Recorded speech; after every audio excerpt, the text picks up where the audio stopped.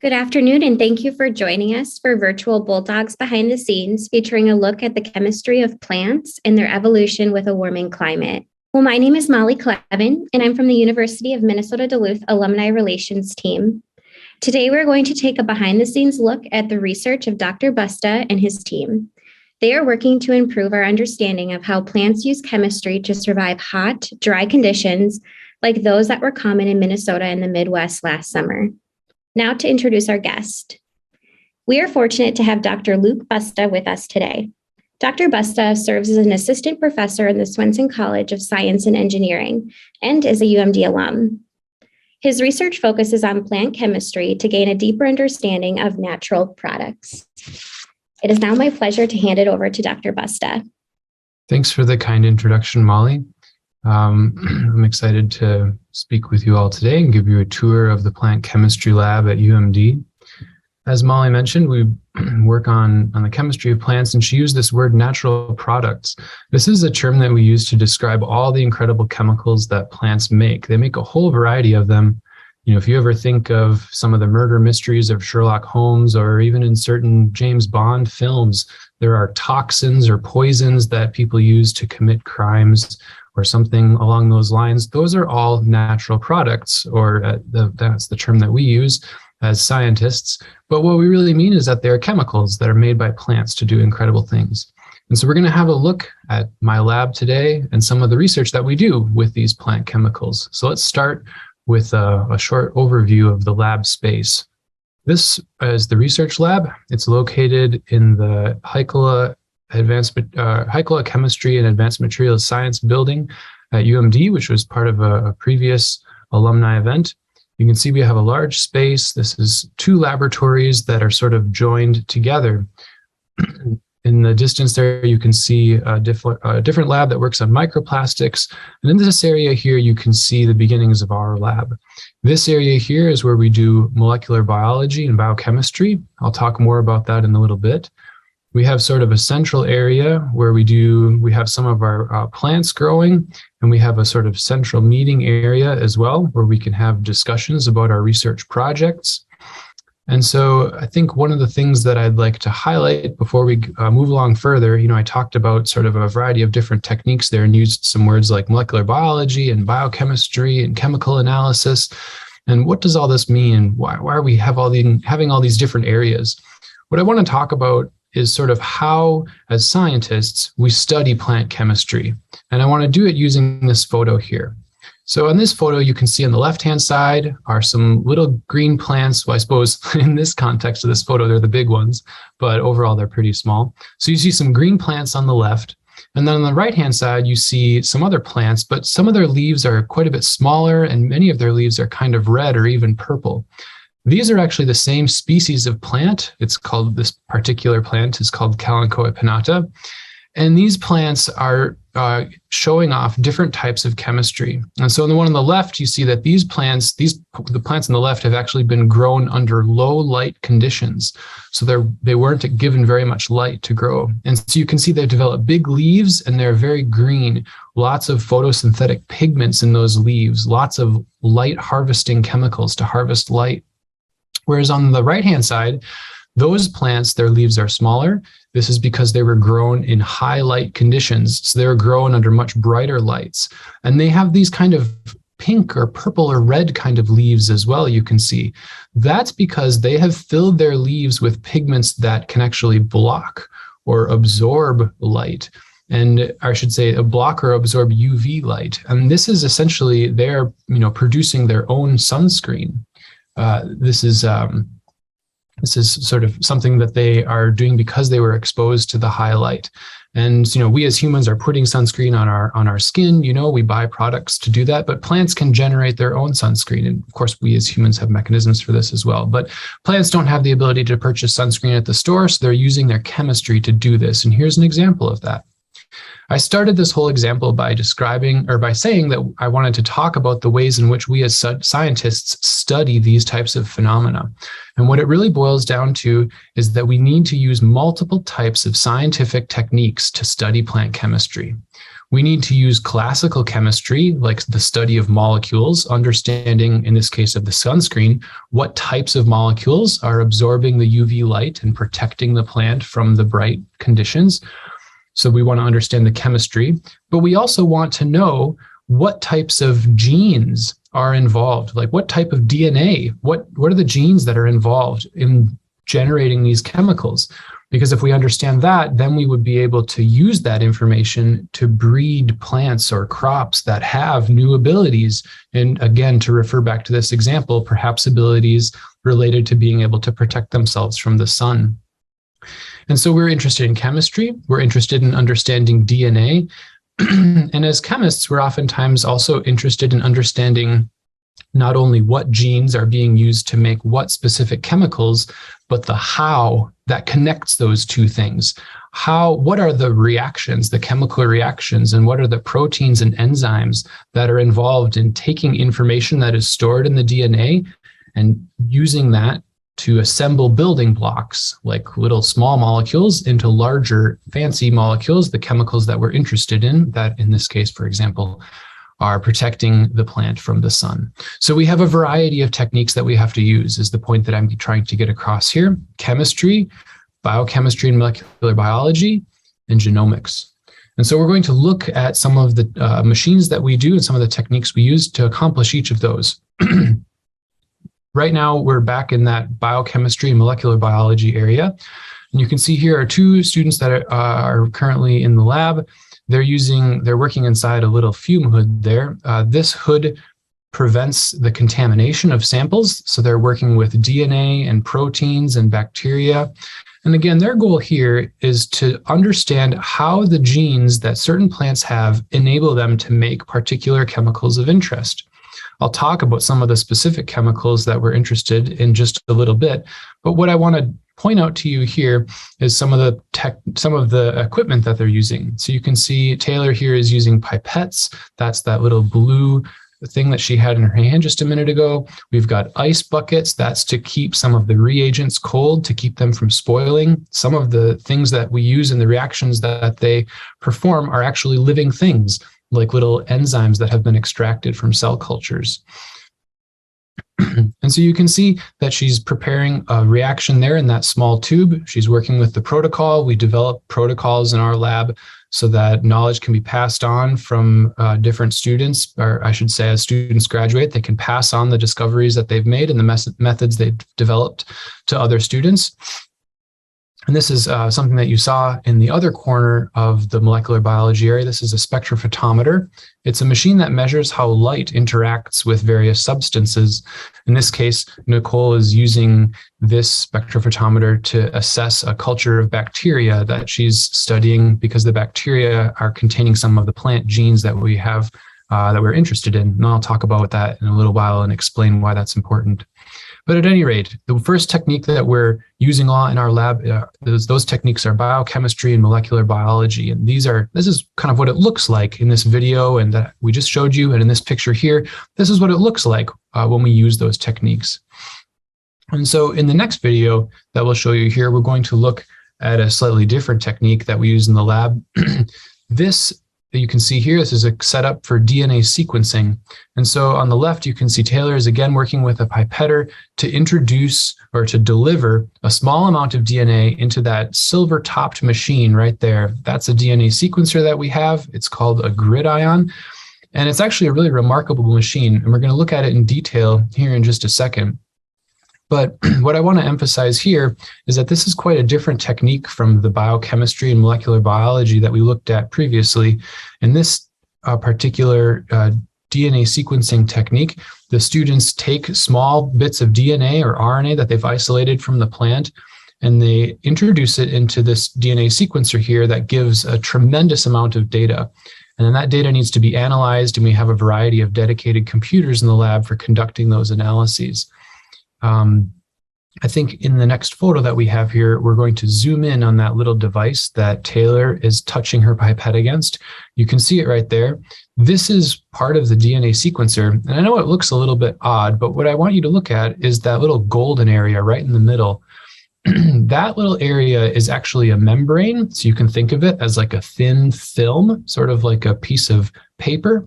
And embedded in that piece of paper are many hundreds of pores, sort of like the pores on your skin.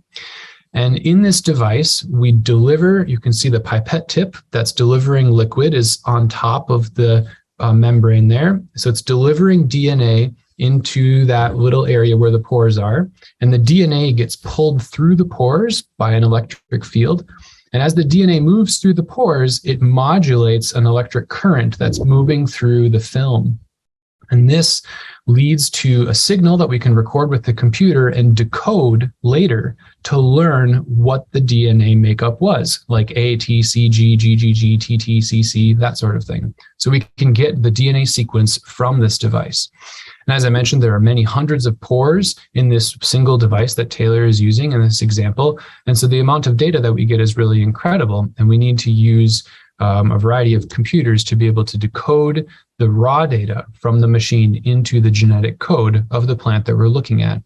And in this way, we can begin to learn about what kinds of genes correspond to the specific chemicals that a plant might be making. Right. So now we've looked at some molecular biology and biochemistry and what that technique looks like. We've looked as well as some DNA sequencing and what that looks like. What about some chemistry? This is a plant chemistry lab after all. Here I'm standing with a student. This is Madison Larson. He's about to be a senior undergraduate student, and we're looking at a mass spectrometer. This is an instrument that we use to measure the different kinds and amounts of chemicals made by the plants that we're interested in. I have in my hand there, and I just handed to him this little blue tray with these vials in it. Each of those vials is a sample, a chemical extract from a plant that we've prepared for analysis by the mass spectrometer. And it looks kind of fancy, I know, but well, the machine is a rather complex machine, but the samples themselves are quite simple.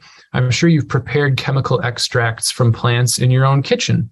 Anytime you take a bit of plant material and put it into a bowl with some water or something like this, or maybe you make a salad dressing that has some herbs in it.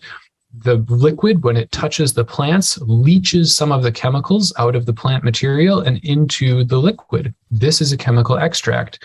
And these are the types of extracts that we analyze using this machine.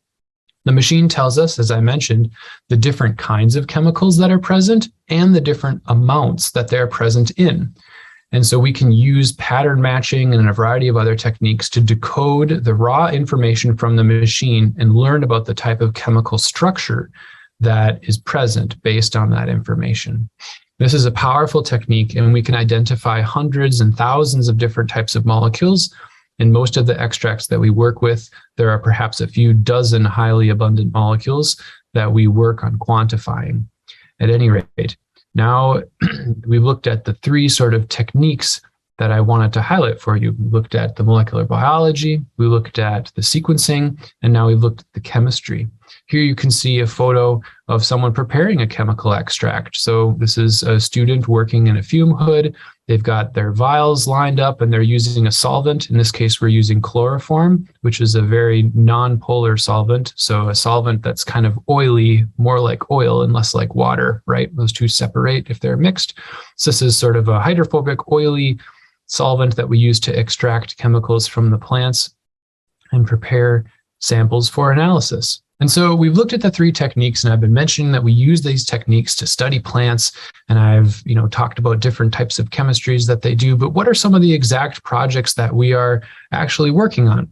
Well, let's have a look at that quick. In the next video here, we'll take you to the greenhouse. So we've got a variety of plants growing here. You might think that these plants are, they look like corn. If you're from the Midwest like me, you're very familiar with seeing corn about thigh high by the 4th of July in the fields as you drive along the county roads. These plants, in fact, are a very close relative of corn. They're called sorghum. And though they look like corn when they're young, when they get older, they look a bit different. They don't have cobs on their sides like corn plants do. Instead, they have a grain head that comes out the top of the plant. This is just one of the differences between corn and sorghum. The difference that we are particularly interested in is something that you'll see here in the next photo. If we look closely at the stem of the sorghum plant and the stem of the corn plant, what you'll see is that they're actually quite different. And this is a chemical phenomenon. In the next photo, you can see we've got a close-up of this difference. And so at the end of the video here, you'll see that. On the left-hand side, we've got the stem of the corn plant. And on the right-hand side, we've got the stem of the sorghum plant. And you can see that they look quite different. The one on the left, the corn, is green, sort of like most plant stems that we're familiar with. But on the right, the sorghum stem is white. Why is this? Well, it turns out that sorghum coats itself with a special type of chemical coating. This chemical coating is a waxy substance, sort of like beeswax, but a bit more powdery in nature. Why does it do this? Well, scientists over many years have learned that this is a mechanism by which sorghum is able to tolerate hot and dry conditions. This is one of the things that makes sorghum a crop of choice in many areas of our country that are hot and dry.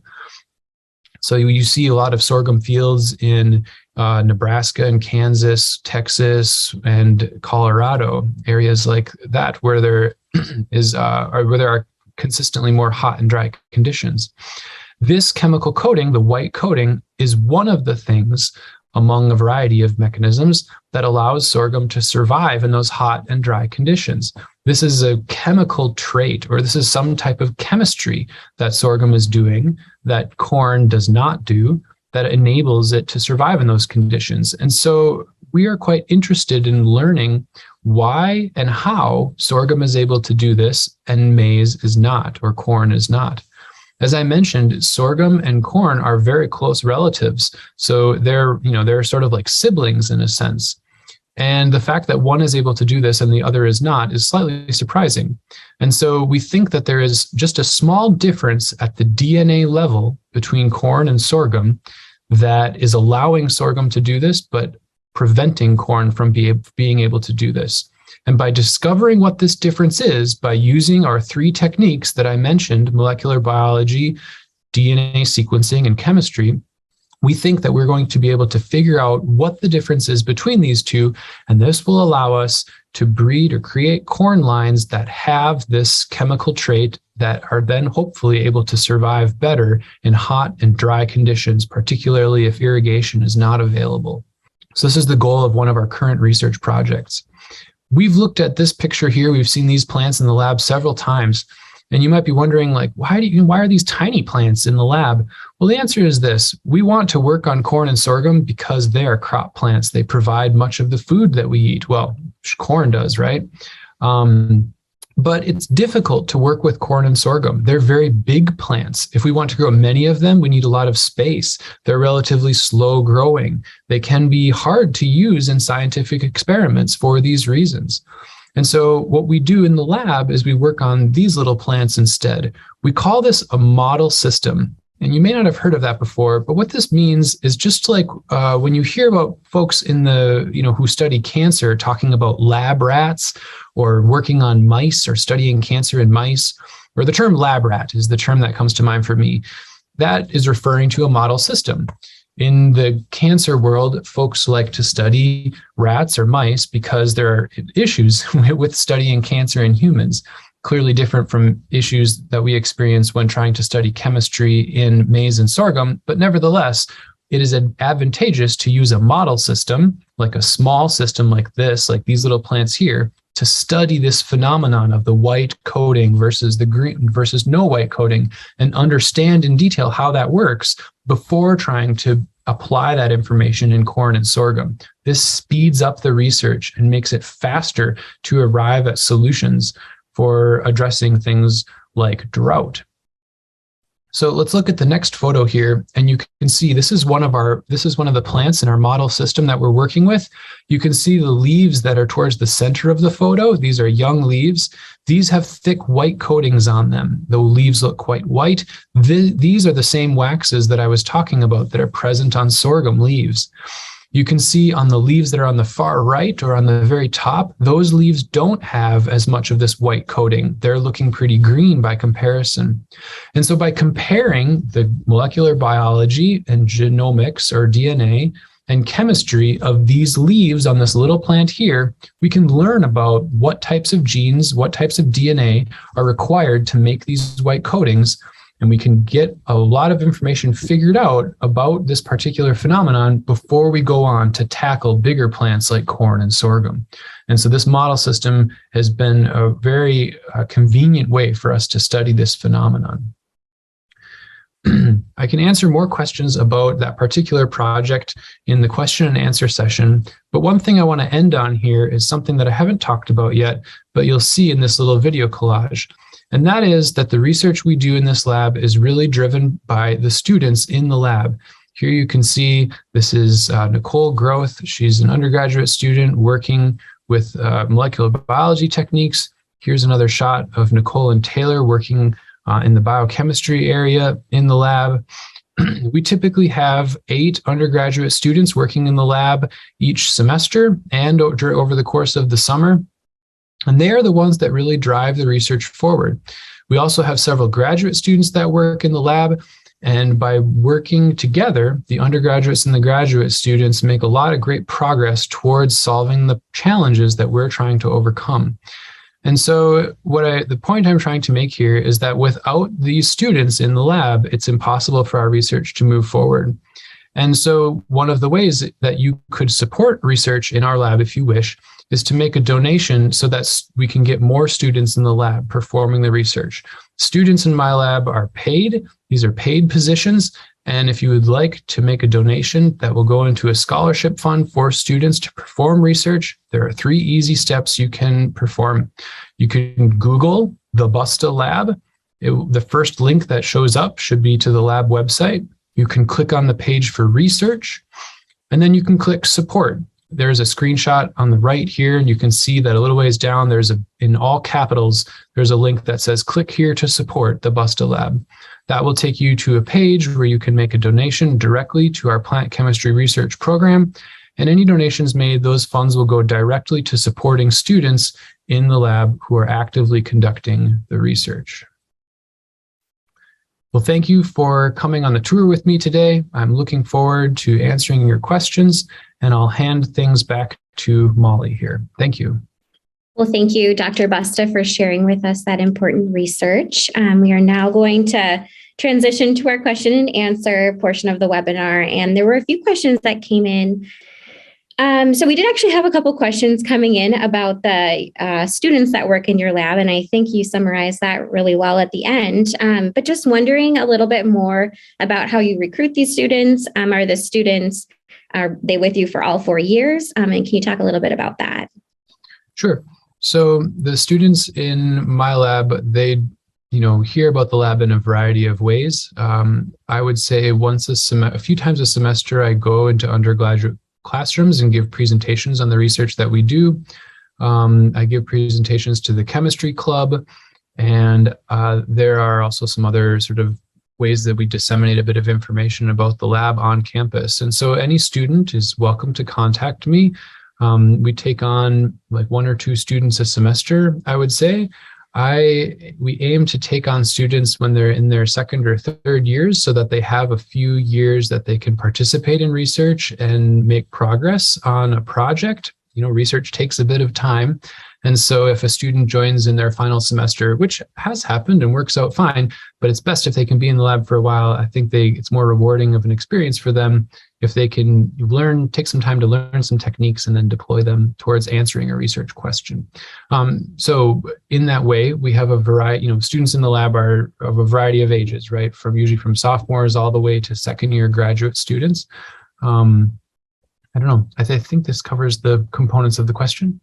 Yeah, perfect. And then we had some questions that were a little bit more kind of high level overview questions.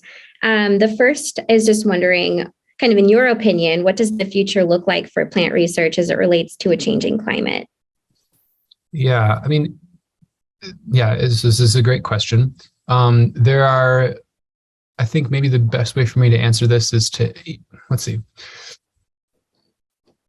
What I see is that one of the things that has happened over the past decades is that we have a relatively small number of major crops that are grown all over the world that provide the majority of our food.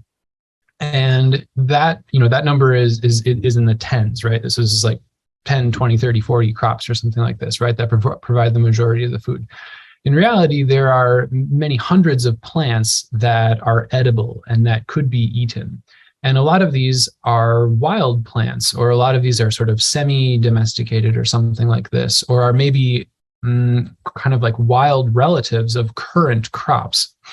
All of these types of plants that I mentioned that are not major agronomic crops right now, they have the ability, because they're growing in the wild, they have abilities to survive harsh environments because someone isn't taking care of them. These abilities are things that we can translate into our current set of crops that we have. And this, of course, is one of the things that I mentioned today with this particular trait with the waxes. Granted, it's between two current major crops. But either way, the question was about the future of plant research or plant chemistry research. One of the major areas that I see is in translating the abilities of wild species, translating those abilities into our crops, which were perhaps lost over the course of the domestication process.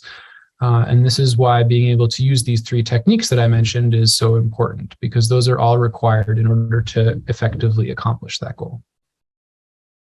And so kind of on the same lines of accomplishing the goal of working with potentially agronomists, do you have any sort of partnerships with research companies for like corn research that you've been working with, or at least keeping them up to date on what you've been finding through your research?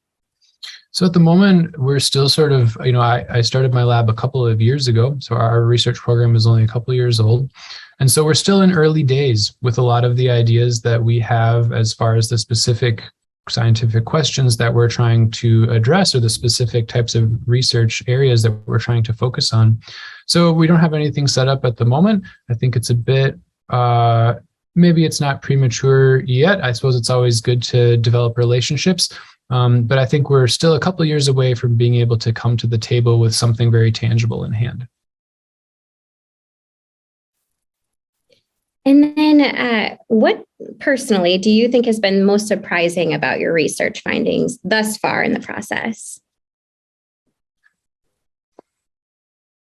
I think one thing that always surprises me is hearing about instances where very long ago humans were deliberately using plant chemicals, even if they didn't know exactly kind of what was going on at the molecular level. I mean, for example, I was at a conference a few weeks ago, and someone gave a great talk on pepper, like peppercorns, the kind that are in your like pepper grinder at home that you put on your food, right? That used to be one of like the most valuable commodities on Earth, right? In the times of like like the trading cogs and this sort of thing, the East India Trading Company, things like this, right? Moved a lot of pepper around.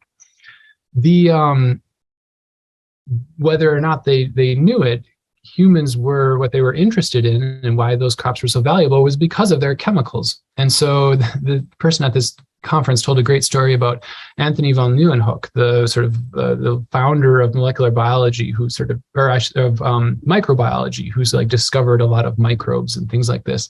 Initially, this gentleman was looking to find what made peppercorns spicy. And he thought, if I just look close enough at this peppercorn, there must be something there. And his hypothesis was that there were many hooks, like pirate hooks on these peppercorns that grabbed the tongue, and that this is what created the spicy sensation. And so he developed lenses and a microscope to be able to look and find these hooks, but he couldn't find the hooks. Of course, there are no hooks. It turns out that it's plant chemicals that create this kind of peppery sensation. But what he did end up finding were many microbes under his lenses. And this led him to go cataloging lots of microbes and things like this. But the question was, what fascinates me? And I think the thing that I'm trying to communicate here is that humans have been aware, whether like directly or sort of indirectly, of plant chemicals for a very long time. And I think that it's fun to now be making discoveries and learning about the details of how these things work many, many hundreds, or in some cases, thousands of years later. That is a fascinating story. It was Every time I eat pepper, I'll think of hooks in my mouth. Yeah. And then I guess the final question here, do you work with other partners on campus or programs doing maybe working across disciplines, information sharing? Can you talk a little bit about that? Sure. Yeah, this is a great question. One of the things that I love about studying plant chemistry is that it requires the use of many different techniques and many different ways of conducting scientific investigation. And so we have at UMD, we have a collaboration with a professor in the mathematics and statistics department. This is, I mentioned, I talk about acquiring a lot of like DNA sequence data and that the amount of data is very large. The analyses that we have to perform to analyze that data are correspondingly relatively complex and computationally intensive. And so we work with the math and stats professor there to conduct those analyses in an efficient way. We also have a collaboration with a professor in the biology department. I think you, in the same sort of little, same series, you had Amanda Grews from the herbarium speaking maybe last month or something like this.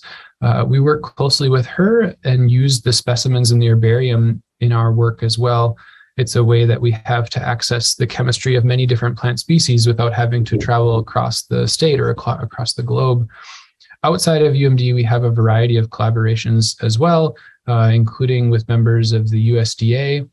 This is on our sorghum project, and with folks on both coasts as well as other areas of the Midwest to work on a variety of other projects that I didn't really get to today, but there are sort of many different aspects of plant chemistry that we're working on beyond just these sort of white coatings that I talked about. But yes, it's a very collaborative pursuit.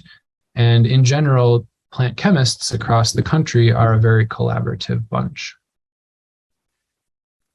Well, thank you so much for taking the time to share with us about your research. It's fascinating, and I think we can all relate in some way.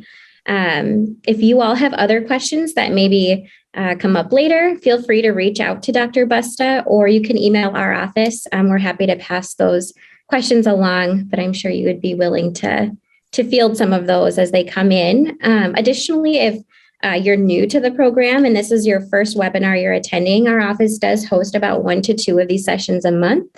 As I mentioned in the beginning, we cover all sorts of topics.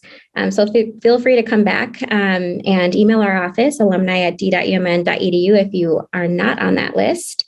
And I guess with that, I'd just like to say thank you once again, and we appreciate all of you being here with us today.